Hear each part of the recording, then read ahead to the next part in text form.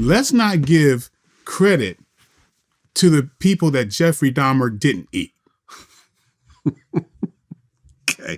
Okay, we want to start doing that. Oh, Jeffrey Dahmer didn't eat this person. He treated this person real nice. But guess what? He ate a bunch of other damn people. So so I'm just saying, like, when we leap to go, oh well, this situation, okay, hey, maybe there's a point. But I'm just saying, if there's 60 people in this goddamn room, just picture that for a second. Well, it's 60 people in a goddamn room. And all of them have way less money than this one guy who they're trying to get money out of. When has that ever happened before? It happens all the time. It happens every day. Go ahead and name it. Michael Jackson. Oh, you picked that guy? Really? Really? Okay. But Michael Jackson couldn't have done it because he wrote Thriller. No, Michael Jackson, what I'm saying is that when you see people that accuse the Michael Jacksons of the world, there's usually $100 million lawsuit to go along with that accusation. But I want to see someone come forward and say, I want the truth to be out there. I don't care about the money. You know what I'm saying? This is not coupled with a lawsuit. For a second, you go, what if he did it? What would it look like? Okay, listen, because Tom, similar to what it looks like. Tom Mesereau also represented. This is the guy who helped Michael Jackson win his case. Right. All charges dropped. Every felony and misdemeanor was dropped ultimately.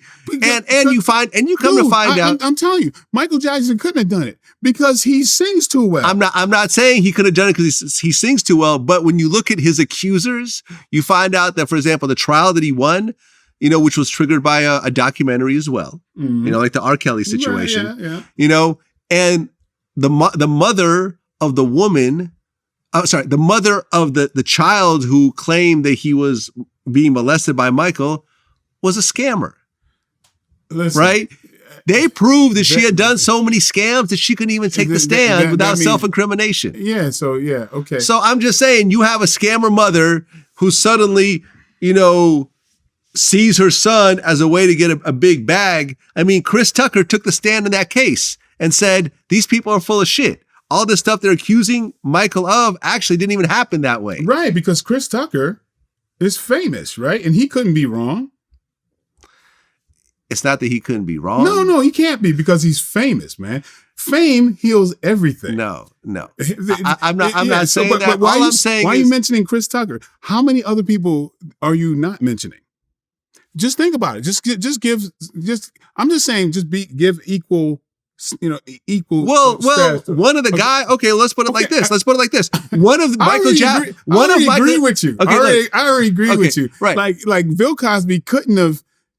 There's 60 grown ass women that's just decided. We got to go after Bill Cosby, and Michael Jackson. He couldn't have done it because it's just because we happen to see him with nothing but kids, but like there's women that he's been dealing with all this time. So because those women, of course, you see them in pictures all the time because he's so famous. You got to see all those pictures of the women that he's been with.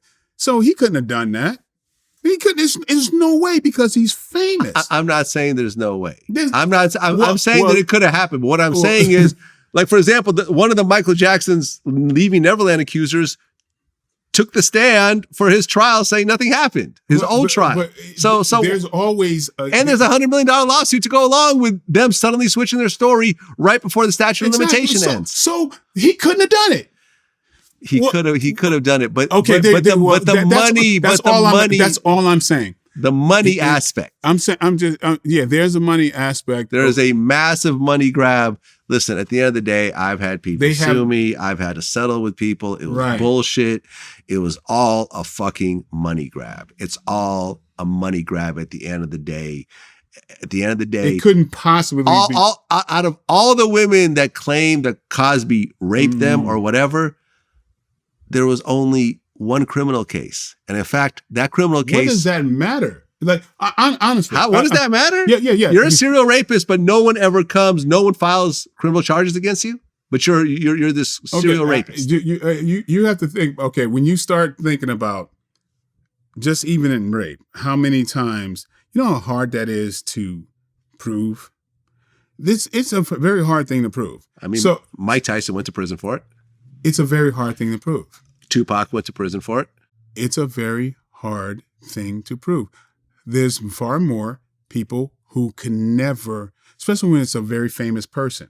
Let's not forget that it's very difficult to prove that. Yes, and there's also, you have to understand that in every disagreement, especially between men and women, they're both going to see that situation differently, right?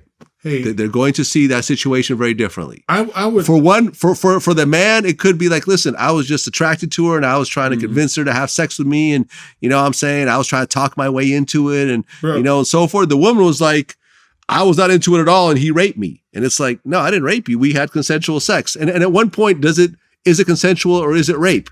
You know what I mean? Like at one point, is it rough sex or is it rape? But let's not pretend. Are we going to sit here and pretend that people don't put date rape drugs in people's drinks? Yes. Okay. All right. Let's establish that for a second. So we're saying that Cosby, right? Cosby couldn't have possibly done that, even though he mentions Quaaludes and things like. He couldn't have done it. He had a joke that is on record Spanish fly. About the Spanish fly. Right. So to put something in someone's drink, right? I see some. I always like to look at it like this. I would love it for like, okay, yeah, you hanging out with Cosby, right? Or somebody. That's not Cosby. Somebody somebody famous. I don't want to say a name because then it seems like I'm going after that person. So imagine this person. You hanging with this very famous person, right? And you're having drinks with him. Next thing you know, you wake up, your pants unbuttoned, you leaving his house, you don't know what the hell happened. And, then it comes out later that, this dude rapes dudes, right? I mean, what do you do? What do you do? As a man, what do you do in that situation? You go after this very famous person? You go to the police, you do a rape kit, you file criminal charges. You think most men would do that? And let me put it like this. In the court of law in America, if you get a criminal conviction, you automatically win the civil case. You know how hard it is to do that with somebody who's got that much money? A rape kit? I don't know. Right, because, like, for example, Tom Messero talked about the whole celebrity thing, and he feels there's celebrity injustice. He feels that for a lot of celebrities, the laws are actually harsher. And look, number one, you also can't deny this, right? In the same way, like clout chasing, in the same way that people clout chase, law enforcement does the same thing.